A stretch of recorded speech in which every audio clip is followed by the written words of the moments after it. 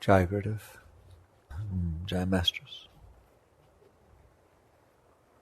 Sometimes things that seem strange, mystical, obtuse,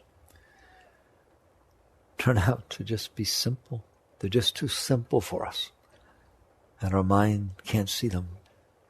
I find Zen is that way, the deep teachings of Zen. So, for example, you could go to a Zen master, a great master, doesn't have to be Zen, and they could say to you something you will never understand.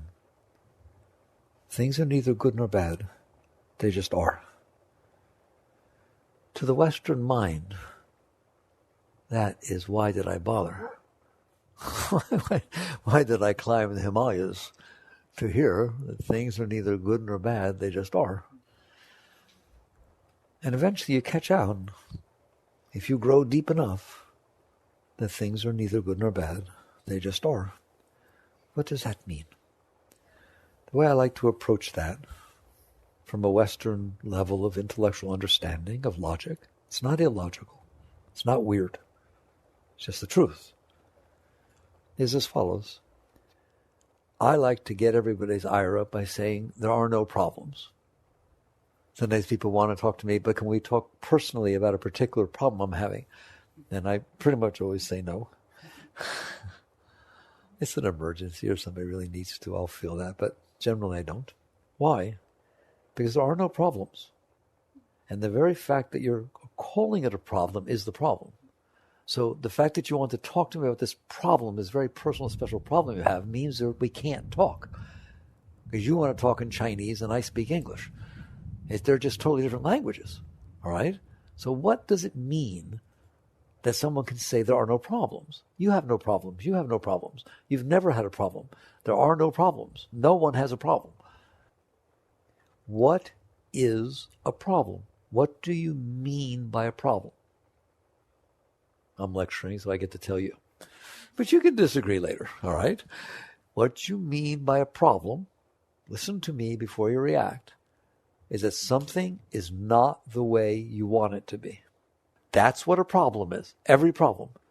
Something is not the way you want it to be. And we can prove it very simply, right? What if it is the way you want it to be? Then is it a problem? What if you couldn't care less how it is? You're completely indifferent about it. Then is it a problem? Okay, there's only three things it can be. It's not the way you want it to be, you couldn't care less, or it is the way you want it to be. There's a real clue in that. In other words, you ever hear the expression, it takes two to tango? It takes an event outside and a way you want it to be. Your preference, your view about it. The combination of those two things are required for a problem. Nothing in and of itself is a problem. Nothing. Nothing. Nothing. Nothing in and of itself is a problem. It's an event. It's something that happened. A tree fell down in Madagascar. And nobody announced it to anybody. Nobody even noticed. Is it a problem? No. To anybody? No. A tree fell down at Madagascar on top of somebody's house. You don't know them. Nobody told you about it. Is it a problem? To them. A tree fell down on top of somebody's house in the midst of the most ugly war of the Joneses, whatever it was called, divorce. All right? And she was going to end up with the house, or he was going to end up with the house, and you hated it, and the judge just did the ruling, and that night after the ruling, the tree fell down and crushed the house. Didn't kill the person, just crushed the house. Is that a problem? Not to you. It's a miracle.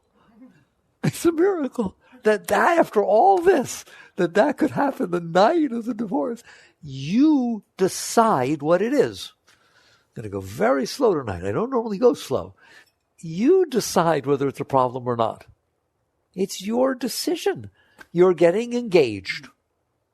And your beloved brings you a ring. Is it a problem if it's a small stone? Is it a problem if it's a really big, gaudy stone? Is it a problem if it's not even, it's something he made by himself in the shop? It's wood. She lit up thinking, wow, would he do that for me? I was just saying, you decide.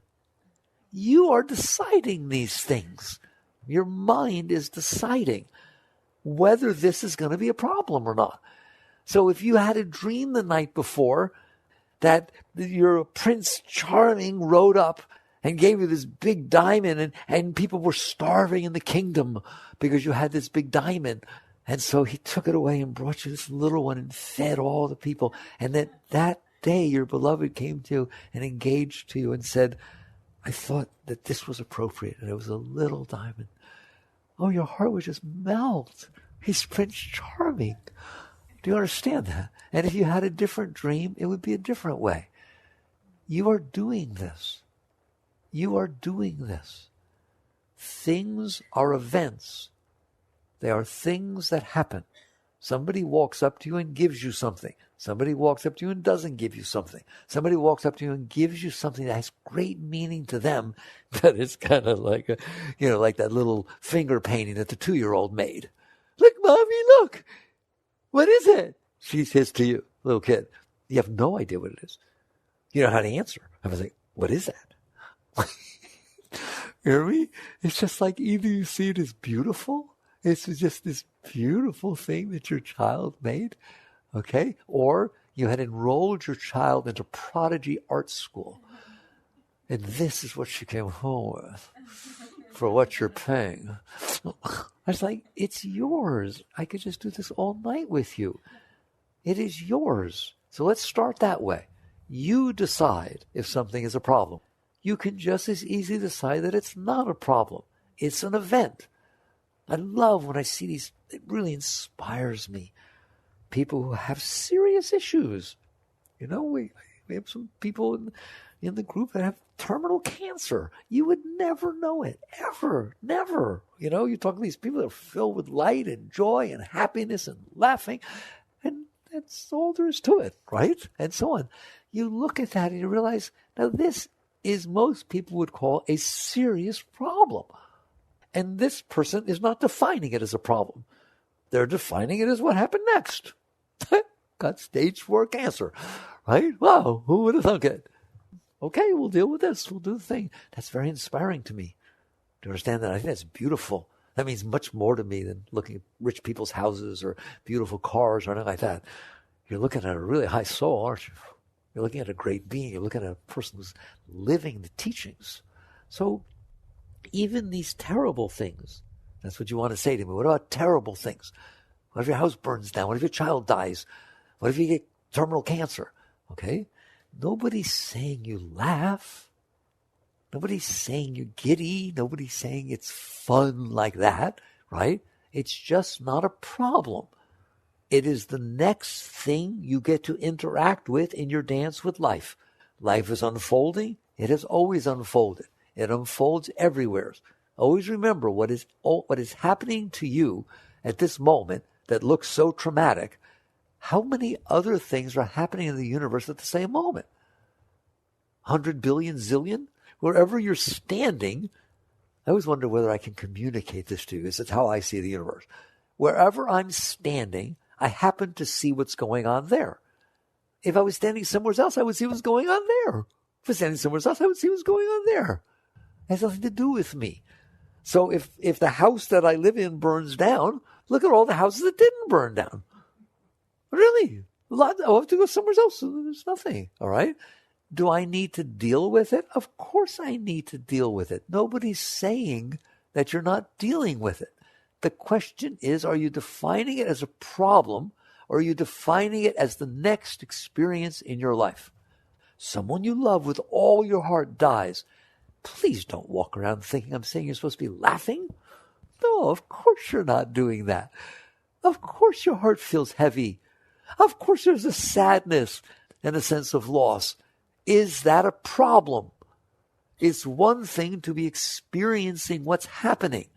That's reality. It needs to be dealt with. It's another thing to define it as a problem. Defining it as a problem means I don't want it. I resist it. This is not okay with me. All right? That you just took it personal. You already had a situation to deal with. Now you have a problem to deal with. Why did you do that? You don't have to do that. It's enough for me to deal with the fact that my house burned down. I need to find out where we're going to stay with the kids. I need to get this whole thing together. Oh my God. Boy, I didn't think I'd be doing this tonight in the middle of the night, right? It's another thing for me to be having a problem with it.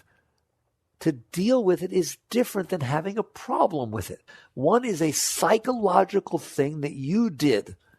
You resisted the situation. You refused to accept the situation. You refused to define the situation as the next thing that happened. It is by definition the next thing that happened. How do you know it's the next thing that happened?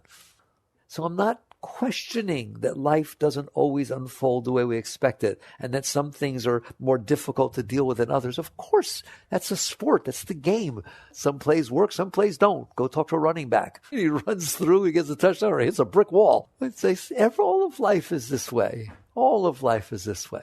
There's the yin and the yang. There's just the balance of the unfolding of creation, and you are present for it. The day you reach the point where you realize that's called interacting with reality. The fact that you decide to resist, decide to say no, like a 2-year-old. No. That's how they get. All right, don't they? All right, it's cute as a button for a 2-year-old. But a grown-up, especially a spiritual grown-up, has their act together. They realize I do not need to lay my psychological neurosis on top of this situation that I need to deal with. I can just deal with the situation. That is spirituality. That is what it's meant. We'll keep coming back to. That is what's meant by there is no right or wrong. There's just being. Things just are. You're the one who labels them. You're the one who goes out there and inside your head decides if they match what you want or not. And if they don't match what you want, they're wrong, aren't they? And if they really don't match what you want, they're really wrong. And someone's going to pay for this. Yeah, you're going to pay for it, all right? Because if an event took place, do you understand what I mean when I say you're going to pay for it? If an event took place, then it actually took place. I'm not talking about whether you can deal with it ahead of time. I'm saying an event took place. There it is. It's done. Okay? If you cannot honor that, if you cannot respect that, if you cannot accept its right to exist, you are out of harmony with reality. And you will pay a price. How big of a price? Every day of your life, you will ruin your life because you did not accept that. If they took your blankie away when you were 4 and you didn't want it taken away and you can't accept it, go ask a psychologist. It'll bother you for the rest of your life. All right? It doesn't need to. If your ex-husband was very weird and you had a very hard time with it, but you divorced 15 years ago and you couldn't handle what the life was like with him, it's just totally unacceptable and it was a difficult divorce and a difficult situation, and you did not accept that. You did not honor the reality, I'm out, this is what happened, then you will carry it around for the rest of your life. You did not get divorced. I don't know why you bother getting divorced. The arguments are still going on in your head. The resentment is still being felt in your heart. Every time you see him or hear his name, you feel ill. And you're carrying around inside of you, not the repercussions of the first marriage. You're carrying around inside of you your inability to honor and respect the reality of the first marriage. Do you see the difference? One, there's nothing you can do about. It happened. It's over. The other, not only can you do something about it, you're the one who's doing it. You're the one who's holding this inside of you. You're the one who continues years later to sit there and say, no, I don't accept that happened. And so what this is all about, this deep stuff that there is no right or wrong, there just is a wise person reaches that state. They really do, where they realize, I cannot control it. I want to take the easiest part for you. I sure can't control what already happened, can I? You want to argue about whether I control what will happen? Have fun. You discuss philosophy with people. I'm telling you, no one can control what already happened, can they? All right? It's the past. It's already happened. If you can't even accept the reality of what is by fact unchangeable, then there's something wrong with you. And that's how you have to look at it. This is not a luxury item. This is a psychological problem. If you can't accept the reality of the past, you got some work to do. You need to understand this is not a joke. If you're carrying around inside of you scars, due to past experiences that have happened to you. The scars are not there because of the experience. Wait, let's get it very straight because you'll be very logical. An experience that already happened and isn't happening anymore cannot scar you. It's not even there. What mommy did when you were 5 is completely irrelevant. You're 55 years old. It's not happening anymore. How can it be bothering you? How can it be something? I mean, if something is bothering you that's not happening, I'm telling you, you need to go to a doctor. Trouble is, there aren't enough doctors for us, and the doctors need doctors, because everybody accepts that that which is not happening still bothers them, don't they? They don't even know that they have the right to not, all right? And all that your spiritual teachings are saying to you is, come on, right? What did Christ say? Is there something in the Bible that says something like, let the evils of today be sufficient unto today, or something like that? That is the teaching. Be here now. See, Ram Dass wasn't the first one to say be here now. Be here now. What is going on today, the problems, the issues of today are sufficient. The fact that you are carrying the things from the past, how can something that's not happening be bothering you? I just want it to sound so logical that you're embarrassed, right? How can something that is not happening be bothering you? There's only one way. You're doing it. You are inside yourself, in your mind, in your psyche, deciding to continue to be bothered by it, even though it's not happening. Okay? You need to stop this. That is what spirituality means. Just because everybody else is doing it doesn't make it right. Just because you've always done it doesn't make it right. You do not need to be bothered by that which is not happening. It's enough to deal with what is happening. But boy, if you're being bothered by what happened before, you got work to do. Let's just stay on that for a second, because you know darn well you are being bothered by what happened before. People talking about what happened in high school, what happened in junior high school, what their first boyfriend or girlfriend did, what their parents did. Why are you even thinking of such a thing? It doesn't even exist. Every moment that you let that occupy your consciousness, you are missing the reality of what's unfolding in front of you now. It's not real. It's just that you haven't learned how to let it go. You need to let it go. Now, when we're done, you're welcome to argue with me about how important it is to have a collector's album of every single thing that happened in your entire life that bothered you. If you think that's necessary, you're wrong. So people say to me, because they try to be intellectual, but aren't I supposed to learn from it? If I let it go, how will I learn from it? Very good. I don't know exactly what you think you need to learn from your blankie when you were 6, or from mommy and daddy getting divorced. I don't know. I don't know what you think it is. But in any event, here's the answer to that from a spiritual point of view. You do not have to hold something in your mind to have been affected by it, to have learned it. In fact, when you hold it in your mind, you limited how much you learned it. It is when it passes through your mind and merges into your being that you learn it. We call it, he knew it by heart. He can play the piano by heart. He can recite it by heart. You don't have to think. There's nothing going on with the mind. It just went deep enough inside your being, into the chi, into the shakti, that it recalls itself. It's just naturally part of your being. If you touched a hot stove once, you don't need to be afraid of stoves. You don't need to never cook again. Do you hear me? Just because you got burned by a stove when you were 8? I am telling you, you got burned when you were 8. You will know not to touch it again. You learned that. It became, you don't have to think, oh, remember when I was 8 I got burned? I better not touch this stove again. Nobody does that. It is a natural part of your being. Now, maybe when you were 8 you didn't know. When you never experienced it, it's understandable. You don't know.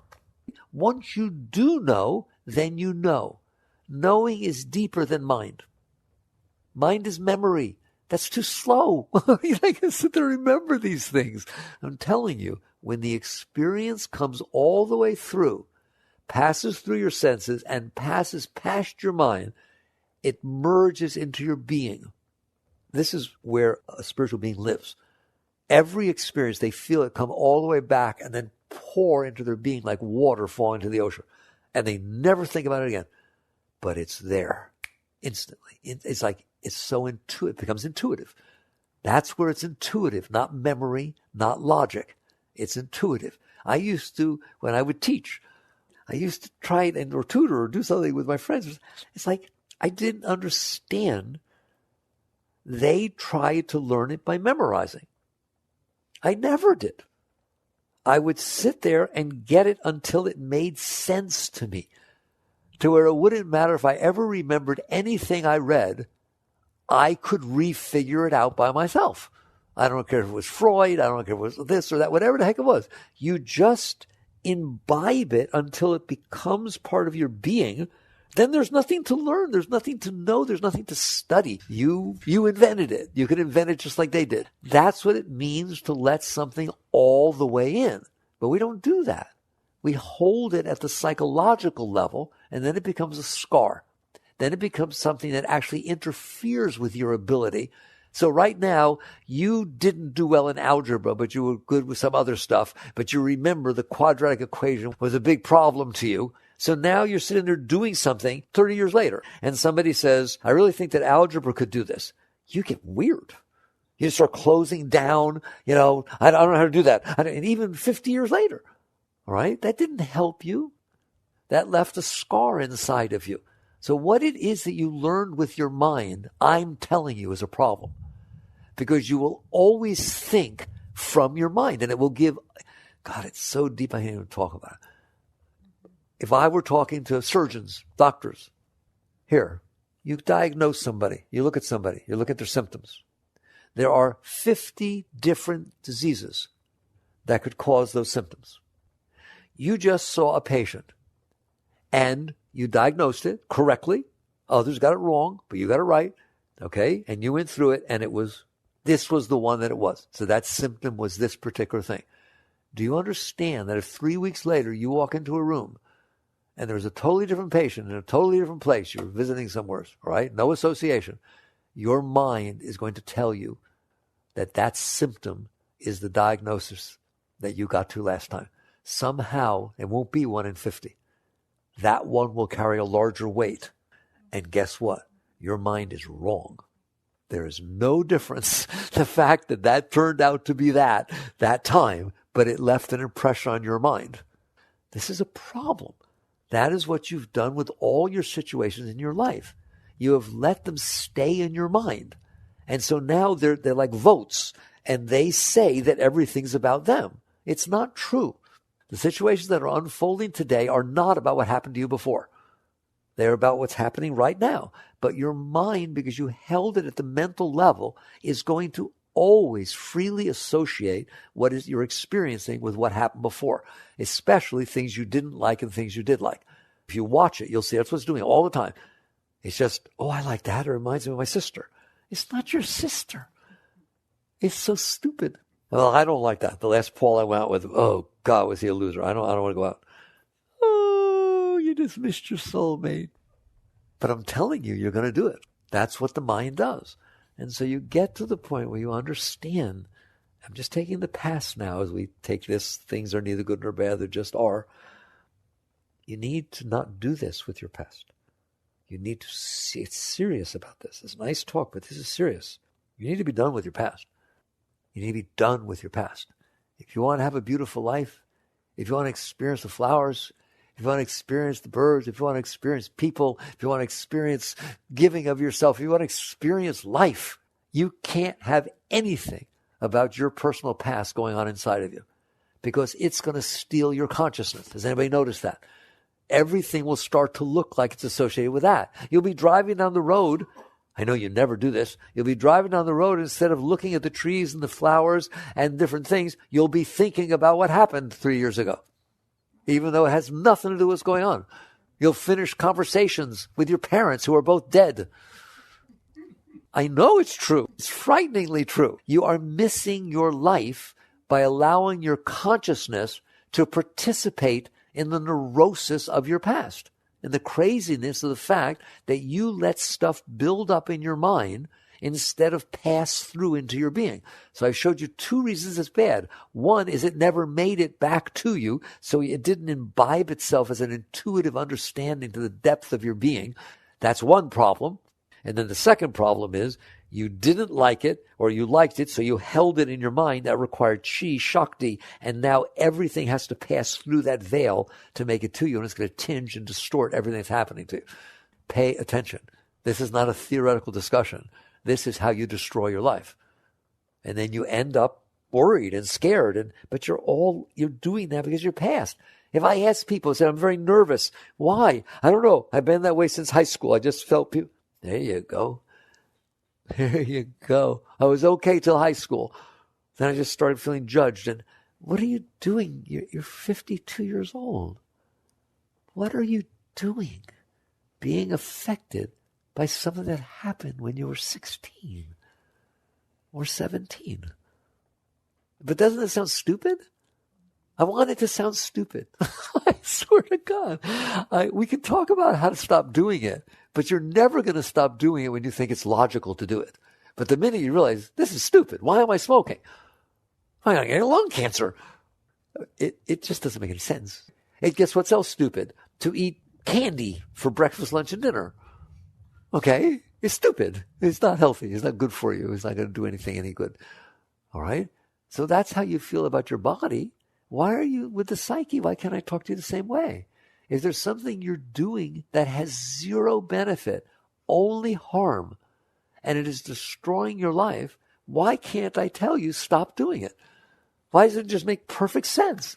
Of what benefit is it to have all that past garbage inside of you bothering you and distorting the reality of your situation? And eventually you will look at it through witness consciousness. You'll watch it and you'll say, he's right. There is no benefit of this. It's driving me crazy and it's ruining my life. I am going to not carry it inside of me. You just start saying that. I am not going to carry this baggage, this garbage, this anchor of my past inside of my psyche. All right. How do I not?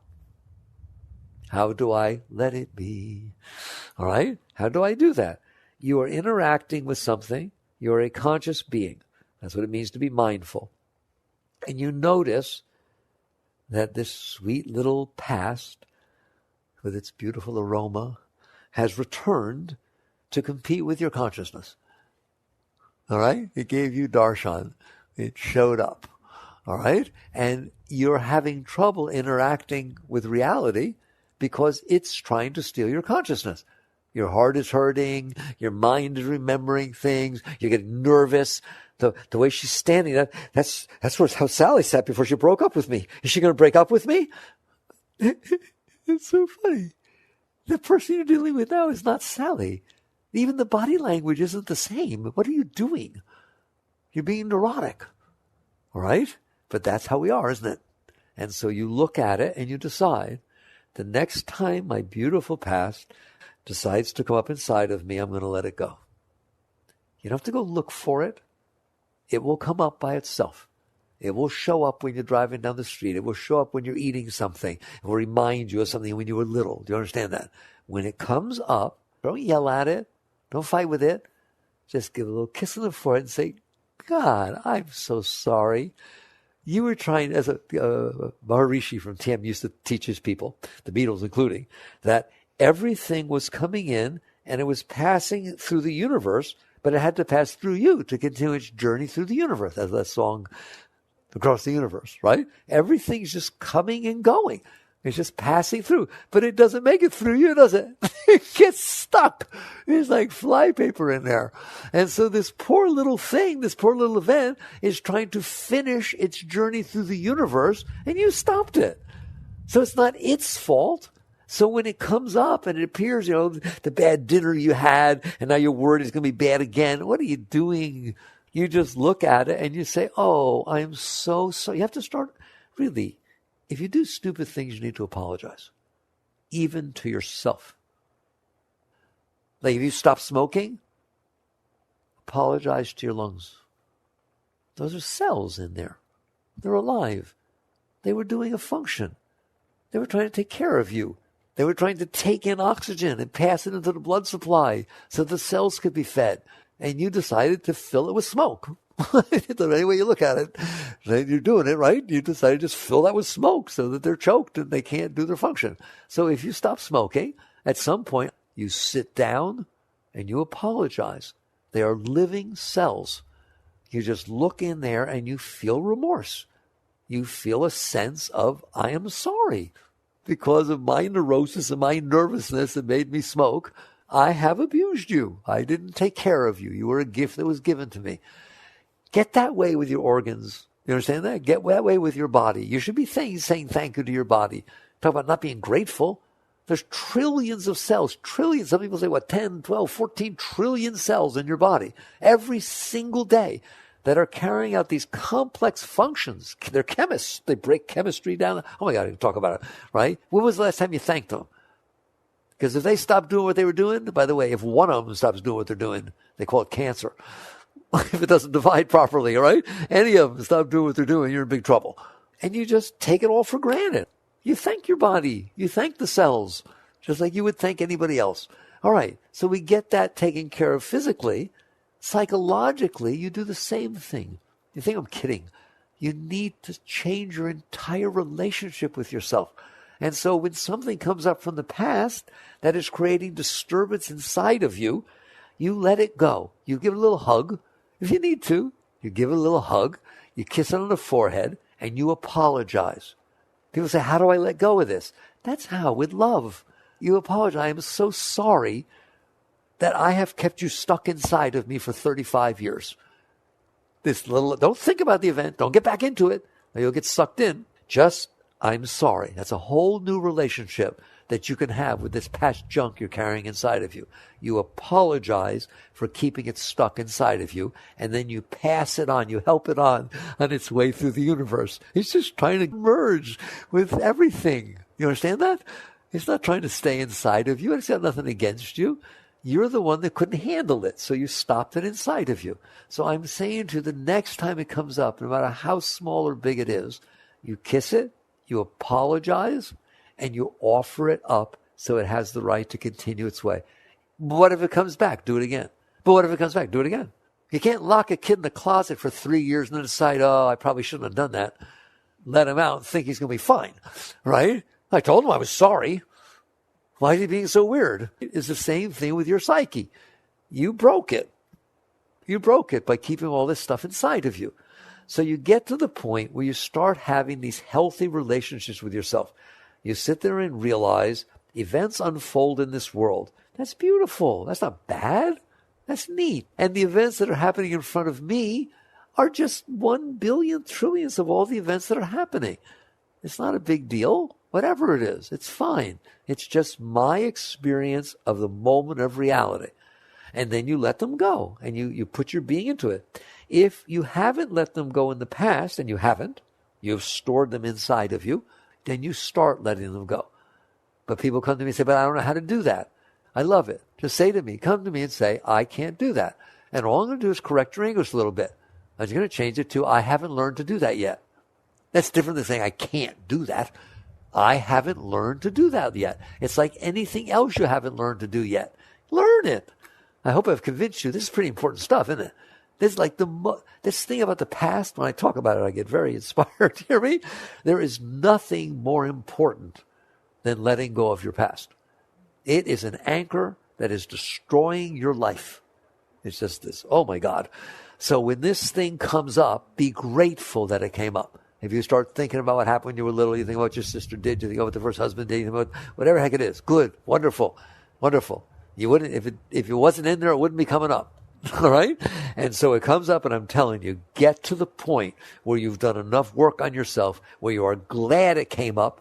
You throw it a party. That's what I want. I want it to feel welcome. I want it to feel welcome on its way out. Da, da, da, da, da, da, da, da. All right, here it comes. Come on. It's time for a party. Come cleanse. And you kiss it on the forehead and you apologize to him. So sorry. I'm sorry I kept you in the dark down there in that hole called the subconscious. Like a dungeon, I kept you locked down there. I didn't even let you come up and say hello to me. I don't have nothing to do with you. I just kept shoving you back down every time. Shut up. Hear me? I just don't. Come on. And so you decide to change your entire relationship with that. And I'm telling you, if you did nothing in your spiritual practice, but what I'm talking about with the path, you would reach the highest state that could possibly exist with your past. right? If you stop carrying your past inside of you, I'm telling you, that's like 80% of what's going on in there. Is you got all this junk you've built up over the years, and now you're looking out into the world and it's stimulating your junk. And then you're interacting with that instead of interacting with the world. Right? That's the reality of what's going on. And you wonder why you're having so much trouble. If you will get rid of this stuff from the past, you will free 80% of your chi, of your Shakti. And it will start going up instead of down. And you won't have to maintain all this garbage inside. Right? Which would you rather do? Every single time somebody comes into your house, you have to make believe it's clean and hide the stuff that's dirty. Or just clean the thing. Clean the house. Then people can come visit. You don't have to hide everything. You don't have to go neurotic every time somebody comes. It's the same thing inside yourself. Clean it. Clean it. And so you just start learning to let go of your past. If you let go of your past, then the stuff that's happening now won't hit your past. It's an amazing thing. In the third Zen Patriarch, that deep writing that starts with, "The great way is not difficult for those who have no preferences." It's one of the deepest spiritual writings ever written. There's a line that says, "When a thing can no longer offend you, it ceases to exist in the old way." When a thing can no longer offend you, it ceases to exist in the old way. If an event can take place outside and not hit your stuff, then it's a totally different thing than it used to be, isn't it? Because it used to be the thing that hit your stuff. That's what it used to be, right? It used to be that two tango thing, right? It moved, you jumped, you flinched, you got scared, you were desirous. It hit your stuff. So now there's a whole different relationship between you and that thing. But what if a thing can no longer do that to you? A tree is a tree. A woman is a woman. A man's a man. An ex-husband's an ex-husband. Things just are what they are. Right? They're not hitting anything inside of you. Then they cease to exist in the old way. Isn't that beautiful? So when a thing can no longer offend you, it ceases to exist in the old way. That is equivalent to saying things are neither good nor bad, they just are. Why? Because you label them as good and bad because they hit your past. The moment an event can unfold in front of you and not hit your stuff, guess what it does? It touches your soul. The moment events can unfold in front of you and not hit your past, your stuff, your personal reaction, they make it all the way through. And I'm telling you, they touch your being. It's like God's hand reaching in and massaging you. You have moments like that, very few. Maybe your first child. You hold this child and you melt. There's none of you there. It transcends your personal self. Somebody you've always loved and been attracted to, all of a sudden you're in the embrace and it's the first kiss. That first kiss is like, woo, magic. It made it past you. And it touches like your whole being. It touches you at such a deep level. I always say the sunset. You turn the corner and this beautiful sun is setting, totally unexpected. It's like a divine experience, a spiritual experience. That's because it made it past you. Everything will be like that. You will start to live a life where everything is an intimate moment. Maslow talked about self-actualization when the peak experiences start happening. That's what he's talking about. There is this thing called a peak experience. The peak experience is when the reality of life, no matter what it is, comes in and you don't resist. You are neither resisting nor clinging. You are just there and it is free to pass all the way back into your being. I swear it feels like a river pouring into the ocean as opposed to a dam that's trying to control the river. See the difference? Imagine what it feels like to the ocean to have all those rivers pouring into it. It must feel good. You hear me? They just come in, they merge. Isn't that beautiful? Just fresh. They've been through the whole cycle and been purified by the earth. That's what life is supposed to feel like to you.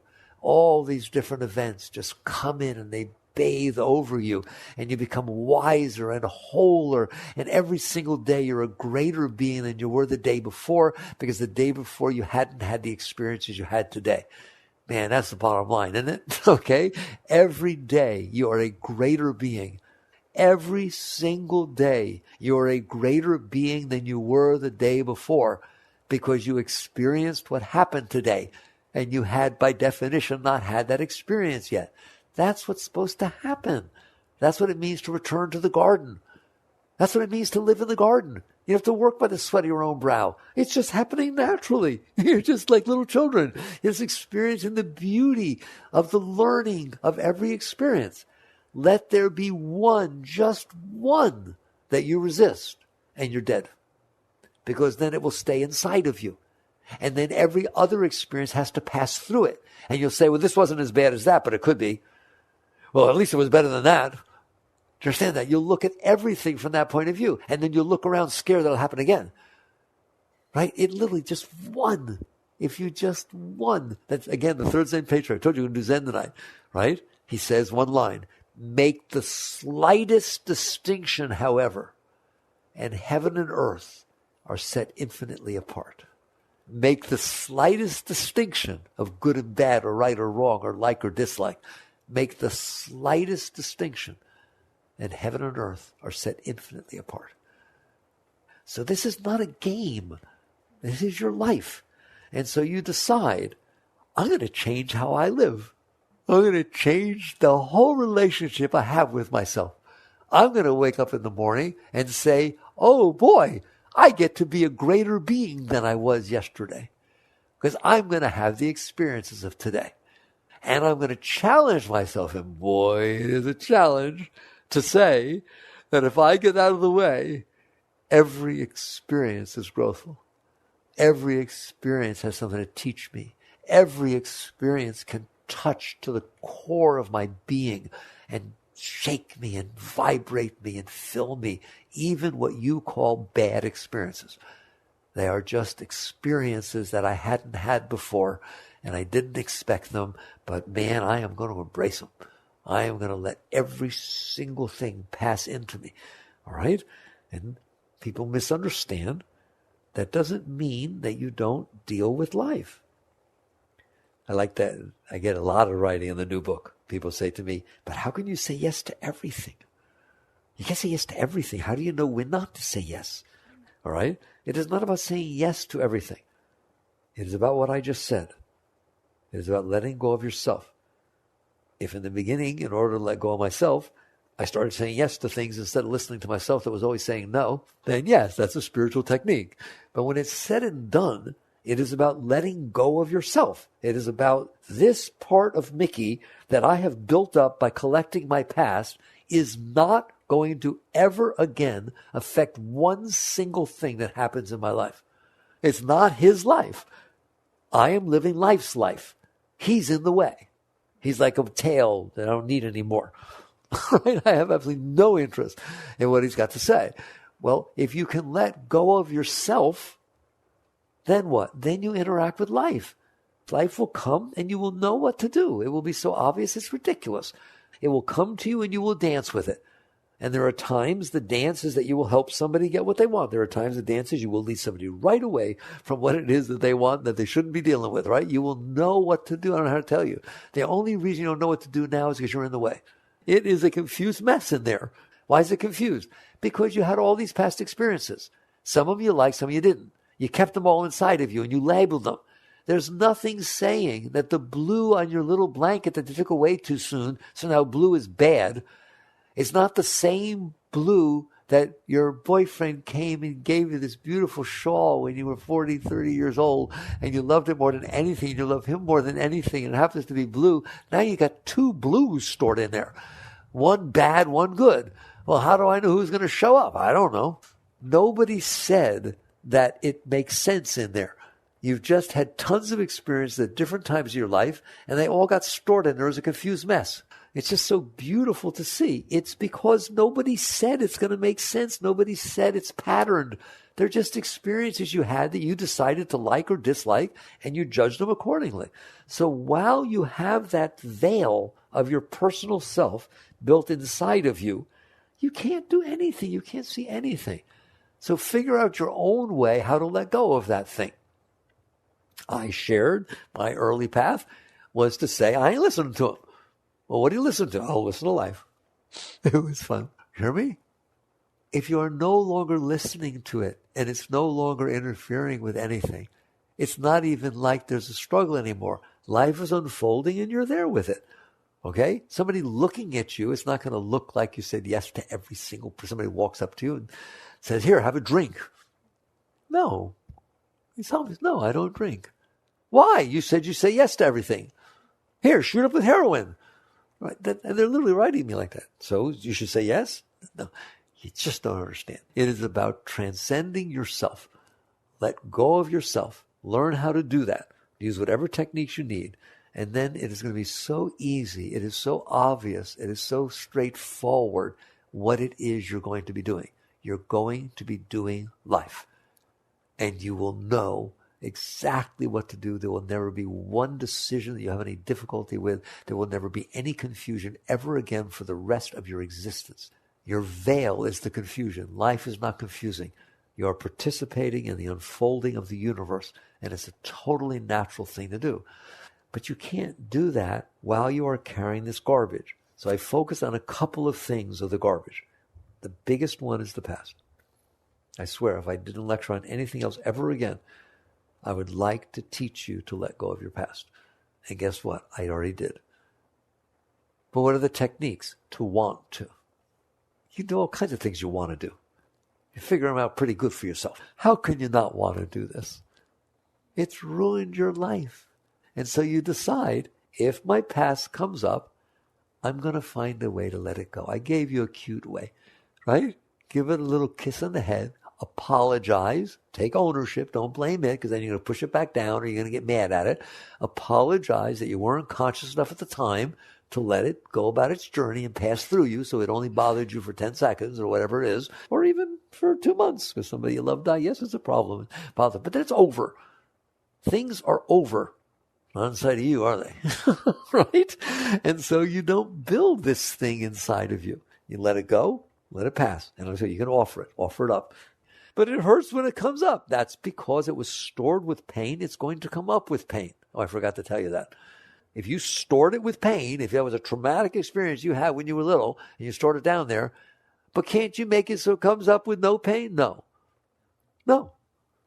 Because the growth that you need, you who's in there, is how to be able to relax and release as this birth of your soul is taking place. And therefore, you let it go. It's not pain. It's friction because of your resistance. There's no pain. There's no pain. There's no nerves in there. Don't you dare call that pain. Pain is what happens when the nerves get stimulated and send messages back to the brain. What this is called is resistance. What this is called is there is an energy that's trying to pass through you, and you have decided it's not going to. And therefore, you push against it. It creates heat. It creates disturbance. All right? That's what it feels like to resist reality. You get really weird. And it gets very uncomfortable. Well, the answer is very straightforward. Stop it. Stop it. Stop it. Stop it. Stop it. And you just do it as much as you can. And don't worry, as many times as you need to do it. You just relax and release. Relax and release. Welcome it. Welcome it. And boy, are you going to see a change in your being. And then someday a big one's going to come up. The little ones are easy. Once you want to do them, you start getting more energy and you're enthused. You're not tired. No wonder you're tired all the time. How could you not be tired all the time? Look what you're doing. You're stopping all these things for your entire life from passing through you. Of course you're going to get tired and get spacey and have ADD and all that kind of junk. You let go of this stuff, that stuff's going away. You let this go. And the chi, the shakti, will feed you and you won't get tired like that and all this. Then something big will come up. I don't want to label it. I don't need to find out about it. All I know is it's bigger. How do you know? You know. It starts to feel foundational. That's the word I use. It's structural. It's always been there. You've never, ever lived where it wasn't there. It was what was underneath everything. It built your entire personality. Anybody know anything about that? It's a foundational, structural part of your psyche. The point is, you don't want that in you. Don't start telling me, oh, then that's who I am. I'm this. No. That's not who you are. You are the self who is noticing that there is this thing inside of you. You do not want to identify with it. You do not want to define it as okay. You want to sit there and say, this is going to be fun. What's it going to be like to pass kidney stones when I ain't past that? What's it going to be like to pass that? Don't worry about it. None of your business. All you have to do is be willing. That's all you have to do. And wait till you see it'll break into little pieces. This will happen, or maybe there will be a really hot moment, but it will go. And you will then never be the same for the rest of your existence. By letting go of one of those at that level, you will never, ever be the same again. All right? It just released a whole foundational level of Shakti, of energy, that then finds its way and rearranges your entire chakra system, your entire energy system. Right? And literally, you were there and you were a little bit heavy, and then all of a sudden, once this thing passes, there's literally fountains of Shakti pouring out your Sahasrara and your Ajna chakra. You didn't do a single thing. Day and night, that's all that's happening. Because you passed that. Why? It was blocking the Shakti. It was blocking your spiritual energy. So this willingness to let these things go, this is not a minor talk. This is your life. It's the entire purpose of your life. Once you do this, as the third Zen patriarch said, you will look out on the world, and guess what you'll see? Not me. Now when you look out on the world, you see you. You understand that? Because it hits your stuff. When you let go of enough of this stuff, all of a sudden the world is totally different. It's this dance. It's this beautiful, oh my God, it's art. It's just unfolding. The days are bringing surprises and different things are happening.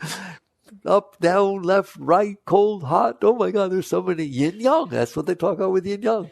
It's just coming and going and passing, and you start enjoying it. Even the hard things. They're like, oh, we're going to do that today. And you don't have a problem with it. You deal with it. There's a difference between having a problem with it and dealing with it. I taught that to you, didn't I?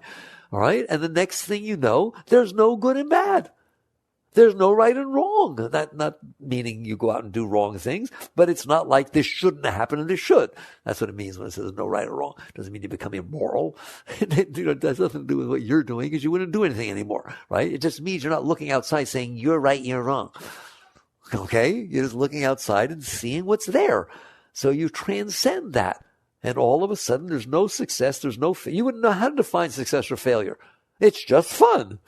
And all of a sudden, you reach the state I started with. Things are neither good nor bad. They just are. Not so weird anymore, is it? Right? But you have to be done. You have to be done with you. Done. So it means to be done. There's no more personal stuff in there. Or at least you're not paying attention to the personal stuff. You're not hanging out with it. There'll always be something. But it hits it, you let it go. Be grateful. All right? It's just an opportunity to get closer to God. It's just an opportunity to let go once again. So this is what it's about. Do you understand that? All we did was take a simple saying. Things are neither right nor wrong nor good nor bad. They just are. Makes sense now, doesn't it? Has to be true. All right? Get there. Get there. Enjoy the process of letting go of yourself. And for God's sakes, if you heard nothing else from this teaching, are you willing to stop carrying your past inside of you? There's of no benefit to that. So stop putting things in there now. Never put another thing in there. Accept whatever happens and let it go. Then deal with it. And the stuff that comes up from the past, throw it a party, welcome it, kiss it, offer it. Do not ever push it back down. Do not ever complain that it came up. Don't do that. You want to release this stuff. And you're going to see changes so fast. Do you know a true yogi is not the same from one day to the next? They literally see a change in their being on a daily basis. They're a different person every single day because they had more experiences, they're better at things, and because they let go more of the stuff they were carrying inside. So now you walk in the next day like an expert, more of an expert, and then you'll be another one, and you'll be another one. It's a beautiful process. All right, work on these things. Enjoy your life.